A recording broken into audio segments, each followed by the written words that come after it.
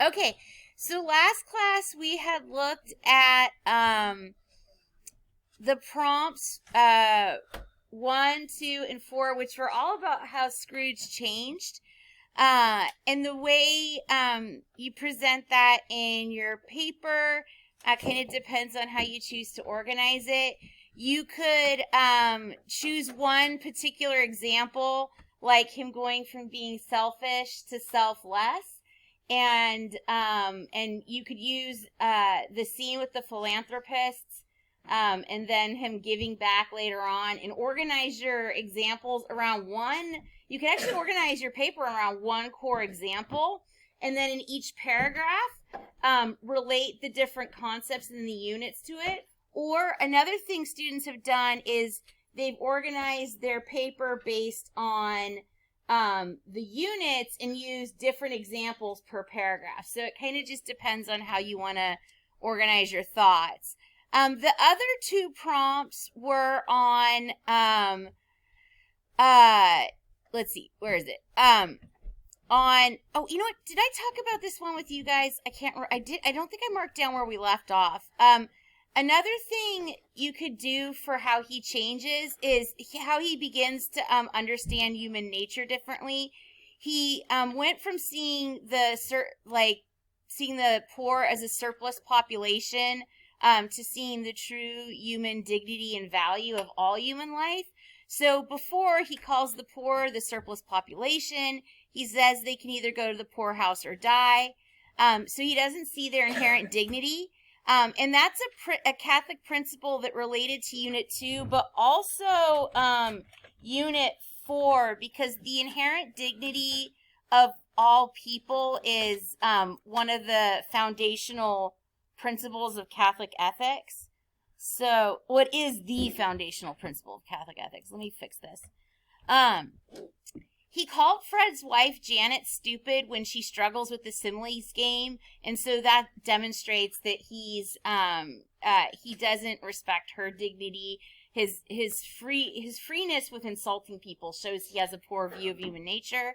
He also, when Fred gave Peter Cratchit a job, Scrooge said that he did that just to spite him. And so what that shows us is, well, one, it shows that Scrooge is very arrogant because he thinks that everything people do has to do with him. Yeah. But it also shows that he cannot see the kindness in Fred's action. He only sees like selfishness and spite. So again, he has a difficulty seeing the good in human nature because he's kind of a bad person. But afterward, the ghost helped him to see the good in human nature and his true nature. Help him to see the good in human nature and his true nature. And he continually kind of wanted to deny that throughout the film. In that sense, he wants to stay in the cave, and that would relate to Unit 1. And he sees the human dignity in the poor. He had once called them the surplus population. Now he sees the poor as fully human and valuable. And this kind of happened when he got scared. And his fear was a turning point and motivated him to change, and then he begins to love others. So prompt 5 says, discuss the view of hardship and suffering and the relationship to human happiness in A Christmas Carol. So that relates back to Unit 2, where we talked about human nature, happiness, and the hierarchy of goods. So one thing you can ask yourself to help you think about this question is looking at who is happy in the film. So what is happiness? Happiness, again, in Catholic thought, everything comes back to our human nature. So the Greek word that's used in Aristotle and in St. Thomas Aquinas is eudaimonia, and it means flourishing. So it's not a happiness that's contingent upon, like emotions are our subjective responses to external stimulation, right? So if a puppy comes in the room, I'm going to be happy. If someone kicked the puppy, then I would change from happy to sad. But eudaimonia doesn't change based on contingent circumstances. It's an abiding joy that kind of stays with you. It's to fully live according to your nature, For a cat, it would be to perfect the nature of like catness, what it means to be a cat. For us, it's to perfect human nature. This was a quote that was in our reading and also in the PowerPoint for that unit. But St. Augustine said, "We won't be happy in any of the following circumstances. If we lack love, if we possess what we love but it's harmful, or if we have not learned to love what is best." So with Scrooge, he lacks love because he's not in relationship with other people. And he also lacks, he doesn't love what is best. And that relates to the hierarchy of goods.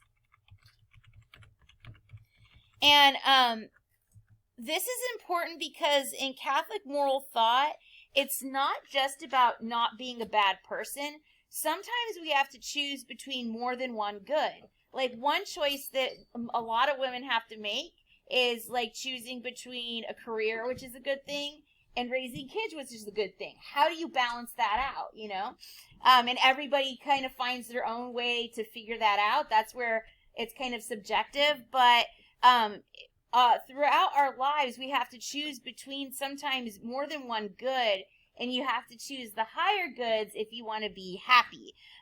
So morality isn't just about good versus evil. It also helps us choose between two goods or sometimes two evils. So that's where that kind of comes into play. And then I had this quote here: "To have all the sacraments is, as I say, possible even for a bad person. But to have love and be a bad person is impossible." I just thought that was a nice quote from St. Augustine. So recall the levels of happiness. That was like a hierarchy of goods, basically. So if we're asking like who's happy in the movie, we can look at this through the lens of the levels of happiness. So level 1, that was the pleasure level. And it was seeking pleasurable experiences like consumerism, good food, good exercise. Basically, it's like immediate gratification. And what's really interesting is typically money would kind of go in the level 1 pleasure because money is a means to an end. It helps us to buy stuff. But with Scrooge, he doesn't actually use his money for that purpose. So he's kind of an interesting case. But this, and remember, these are good things. So when we say like level 1 pleasures, we're not saying they're bad. They're good things. Like you should be enjoying your lunch, and you should, when you're giving Christmas gifts, that's a good thing. It's good to give and receive, right? But the thing is, if that's the only place you're getting your happiness from, it's going to be very short term. For example, the pleasure from eating cake, that only lasts for like as long as you're eating the cake, and then it goes away. And it leaves us always grasping for more, and it can leave us ultimately unfulfilled. And in terms of the idea of, in Catholic thought, this is a famous quote from Hilaire Belloc, and he said, "Wherever the Catholic sun does shine, there's always laughter and good red wine." And what that gets to is the idea in Catholic moral thought, we're not Puritans. We don't think that you have to give up all pleasures, but what we do think is pleasure should be enjoyed in moderation. And one of Scrooge's problems is he can't do that. That actually is one of the things that makes him unhappy. Scrooge had the vice of insensitivity. He couldn't enjoy level 1 pleasure. We had Fred's party and Fezziwig's party. Those were examples of virtue enjoying level 1 pleasures, and that's called temperance. So that anytime you talk about virtue, that relates to Unit 1. And when you're talking about happiness, that's a Unit 2 concept. Because you got to make sure you touch on all the units. Level 2 is achievement. That's where you compare yourself with others, being better than others or yourself. This is more satisfying than level 1, but it can lead to jealousy and insecurity. And this is kind of where Scrooge falls with his money. He's too worried about money to get married, and he loses the chance for a family. He's alone with little access to level 3 pleasures because he's just kind of hoarding his wealth. And he does see it as an achievement. It does give him a sense of pride, so he does get some pleasure from it. Level 3 is the contributive level, giving of yourself for others, and it's living for something greater than yourself. So we saw that in the philanthropists. They said those who have the means should provide for the poor.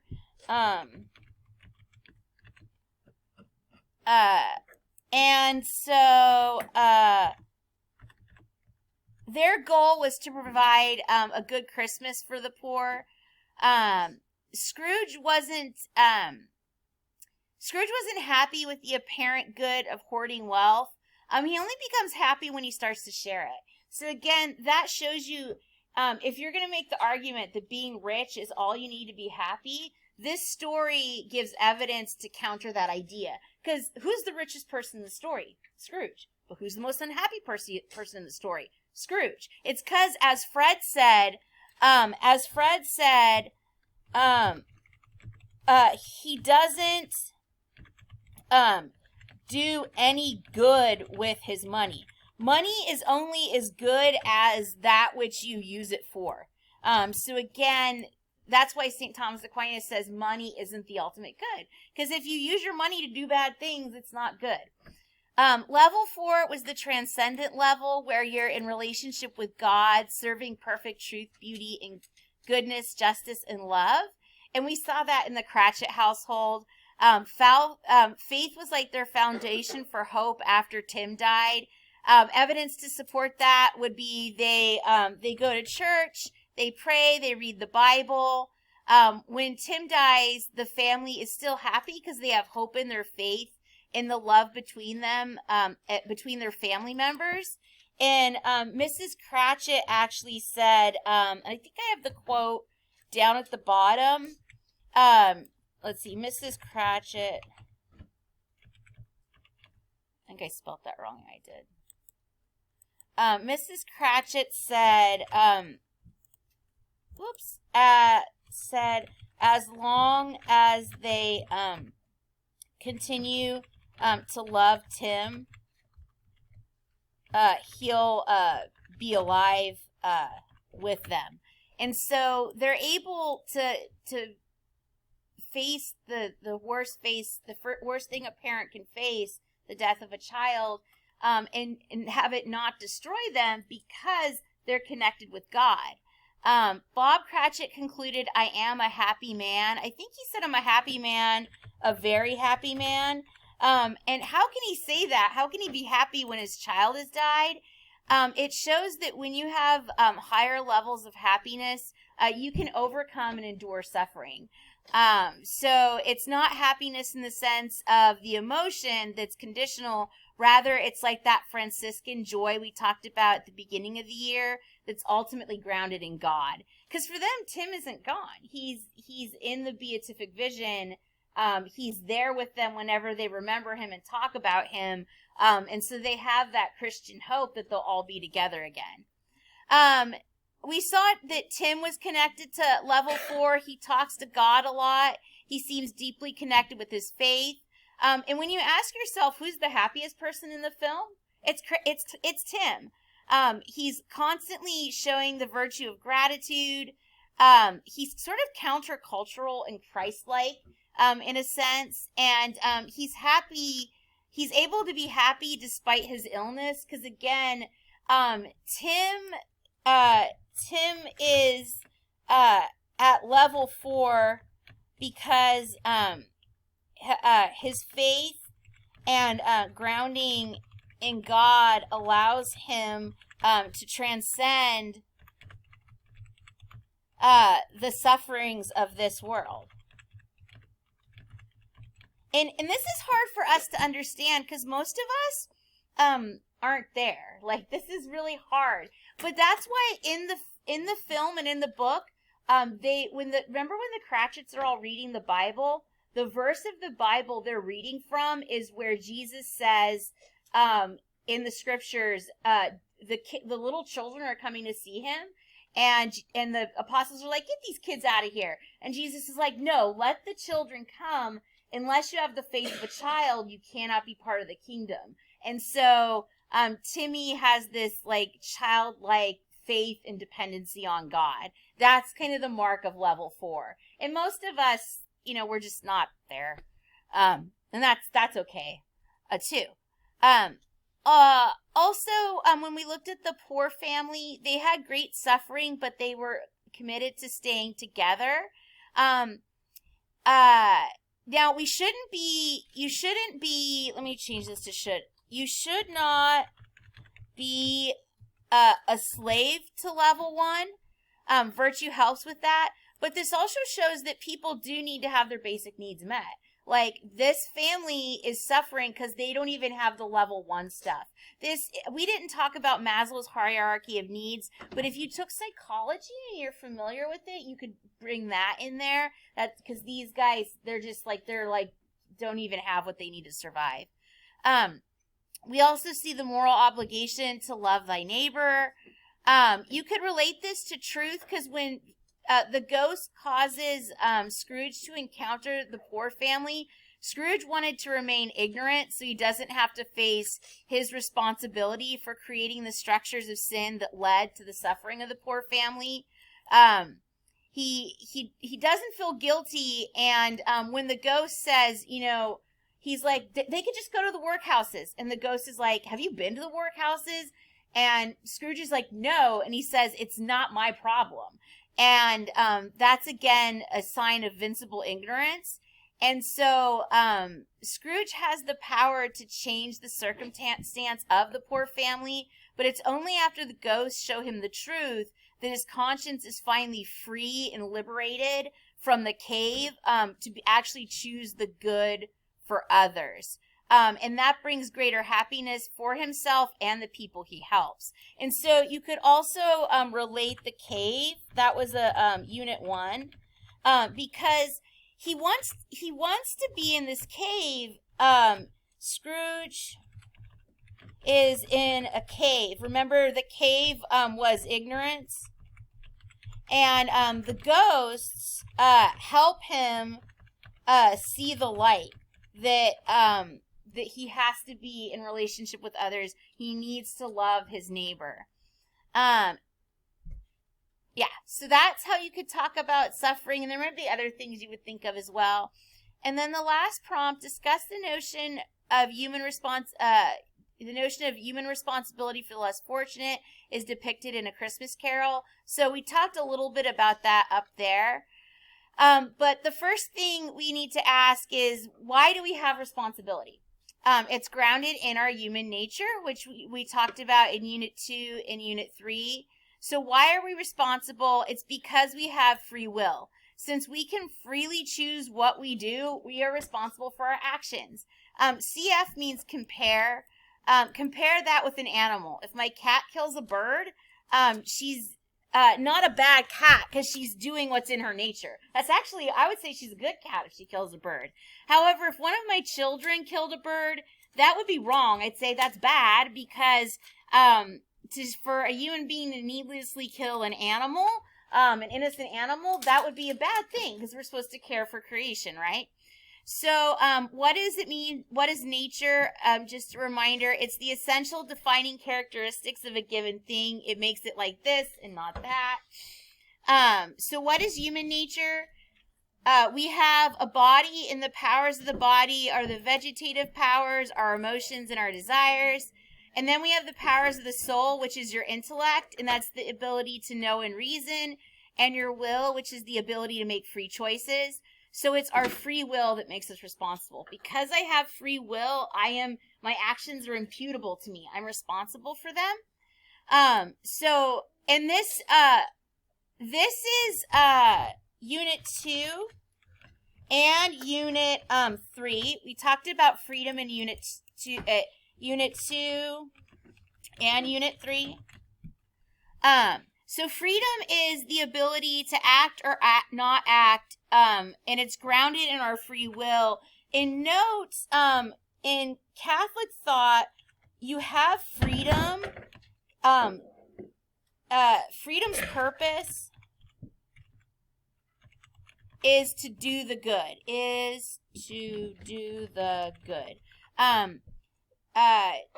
To do evil, to use freedom to do evil, is a perversion of free will. So in Catholic thought, everything is purposeful. Because we believe in a creator, we believe that he did things for purposes, and the purpose of our freedom is to do the good. God didn't give us free will so we could do evil. In postmodern world, freedom is typically seen as like libertarian freedom, being able to do whatever you want whenever you want. But that in Catholic thought is called license, and it's actually an abuse of freedom. Okay, let's change that to abuse. That's a better term. Is an abuse of freedom. Okay. So, Catholic thought is also grounded in principles. So one of the main Catholic principles is love thy neighbor. Does Scrooge take responsibility to love neighbor? No. He says the poor should go to the workhouses, despite the fact that they're basically prisons for the poor. He fails to acknowledge the true nature of the workhouse system, and the idea that it's a social sin.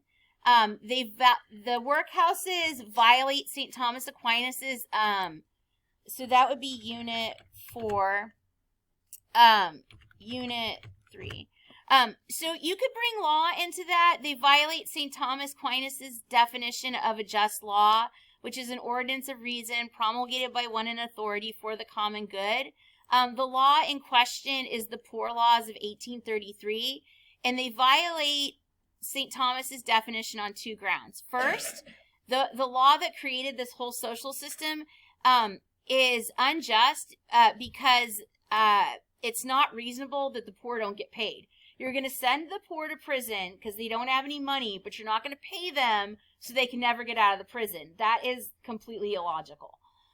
Also, we could say that it's not for the common good because it has a detrimental effect on the poor, and they can't get out of the system. So while it was kind of well-intentioned, in practice, it doesn't uphold the common good. It puts the poor at a disadvantage compared with everyone else in society. Remember, Scrooge said, "I pay taxes." That was his way of rationalizing his sins of omission and not taking responsibility for his role in creating the unjust systems of the time. So his business practices were knowingly hurting the poor. Because remember when the guys were like, he raises the price of corn, and the buyers are like, that's going to hurt the poor. And Scrooge is like, so what? Then that horrible quote where he says, let them die and decrease the surplus population. This just shows the true depravity of Scrooge's character. You could compare him with the philanthropists. This is an example of people taking responsibility to love thy neighbor. So you could look at the scene of the philanthropist and compare it with Scrooge. So remember in Unit 4, that's where we looked at the parts of the moral act. And in Catholic moral thought, the way you figure out whether something is right or wrong is you have to look at all three parts: object, intention, circumstance. And first you ask, is the object good or bad? If it's bad, then the act is bad, because all three have to be good. Then you look at the intention. Is the intention good or bad? If it's good, then what you're doing is good. If it's bad, then even if the object is good, if the intention is bad, what you're doing is wrong because it spoils the good object. And then finally, circumstances can't make an evil action good. However, what they do is increase the degree to which you're blameworthy or the degree to which an action is good or bad. So let's compare the philanthropist and Scrooge. What was the moral object? They were collecting money for people in the workhouses to provide Christmas cheer. What was their intention? To ease the suffering of the poor at Christmas time. What was the circumstance? The workhouses were an unjust social system. The poor in the workhouse, to provide poor in the workhouse for some provision for Christmas, and they have the means to do so. So they're going to provide for others. So all three are good. So what they were doing is good. For Scrooge, on the other hand, what was his action? It wasn't actually something he did. It was something he didn't do. It was a sin of omission. He refuses to give to the poor. What was his intention? To keep his money for himself. What was the circumstance? He has a lot of money. The people in the workhouse have no ability to earn money. And by not giving to them, he's actually going to make their Christmas worse. Now, the question of how much does someone have to give to help other people, that's a question we'll be looking at second semester in social justice. If for a Christian, you have an obligation to give to those who have less than you. How much what that means and what that looks like, that's something that we can debate. We can have a debate about. So the ghost of Christmas present convicts Scrooge's conscience. Remember when he showed him Timmy and he's like, this is the surplus population? He put a human face on the problem of poverty for Scrooge, and it helps melt Scrooge's heart. And you could relate this back, remember, to the idea of encounter with the Samaritan woman and also kind of in the cave. We talked about encounter way back at the beginning of the year. An encounter is a term that Pope Francis uses to describe the attitude of open-mindedness and compassion for the other. It challenges us to see the other as Jesus does, the Imago Dei, a person with dignity deserving of respect. To encounter the other is to be like Jesus and the Samaritan woman. And so the ghost helped Scrooge to encounter the poor in a Jesus, Pope Francis way, especially when he saw the poor family and ignorance and want. And the ghost said, these are mankind's children. You can also relate that back to the cave. Where's the... It's Scrooge's cave experience. He's kind of he wants to remain in the cave, so he doesn't have to face his responsibility.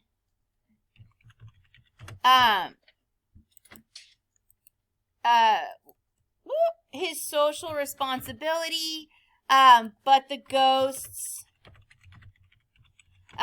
help him come to the light. And the light is kind of, again, in the film Christmas, Christmas is that light. It's that summum bonum. It's the highest good. So notice, like, they talk about God a little bit, in like kind of indirectly, but Christmas is sort of like a metaphor for the highest good in the play or in the movie. So you could relate, if you think back to your prior knowledge. Remember freshman year when we learned the story of Cain and Abel? That's in Genesis 4. I think it's 1 through 16, I want to say. God, when Cain kills his brother, God says, where's your brother? And Cain All right. Let me pause that. Again, this is not an active fire alarm. If we do have an emergency, we'll make an announcement. We apologize for the interruption. Thank you. Okay. So when God asked Cain, where's your brother? Cain has this sassy response, am I my brother's keeper? And what Scrooge learns is, yes, you are your brother's keeper. And so we see how Scrooge's personal sins of greed create the poverty experienced by the other characters in the film. And so he learns that he is responsible for his brother. And I brought in this quote here. It's this little poem by John Donne, and you've probably heard it before, but this is kind of what Scrooge learns. It goes, "No man is an island entire of itself. Every man is a piece of the continent, a part of the main. If a clod be washed away by sea, Europe is less, as well as if a promontory were, as well as if any manner of thy friends or of thine own were. Any man's death diminishes me, because I am involved in mankind, and therefore never send to know for whom the bell tolls, it tolls for thee." In that reference there, doesn't that remind you of what the ghost, Marley's ghost, said in the beginning? And that Scrooge was all about business, but he should have been about the business of mankind. And that's what he learns, that he is responsible. So down at the bottom here, I got some of the key quotes out of the text. So these are from the text. They're almost word for word what was in the film. But I had Fred's quote about Christmas, the conversation he had with Poole and Hacking about caring for the poor, his conversation with Marley's ghost, Scrooge's praising Fezziwig, Scrooge and Belle breaking up, the ghost of Christmas present rebukes Scrooge the first time, the party guests discussing Scrooge, where Fred has that great quote about him not doing any good with his money, the quote about ignorance and want, and then them remembering Tiny Tim when he died. Yeah, and I think that was the last one. So you don't necessarily need to use those, but I put them in there for anybody who might want them. So that is all the review. And remember, you can have your note packets. If you're like doing your notes over the study while you're studying, and you're like, you look at your note packet and it's a hot mess and you're like, I need to fix this. If you go on Schoology to the final exam folder, I have some extras up there, but if you need this after school's gotten out, here's the notes that I just typed up. Oh, that's funny. Where did they go? Hang on. Let me...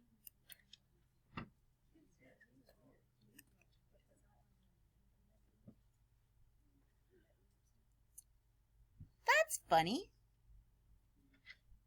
That's really weird. I could have sworn I put a link here to the blank that you're using to take your notes on. I also put a link to the review we did yesterday. But it's not there. Did I not hit save or something? I'll have to double check that. I swear I did that. Maybe. Oh, am I on No, I'm on this year's. I guess I forgot to hit save or something. That's really weird. I'll fix it. Any other questions about the test? No?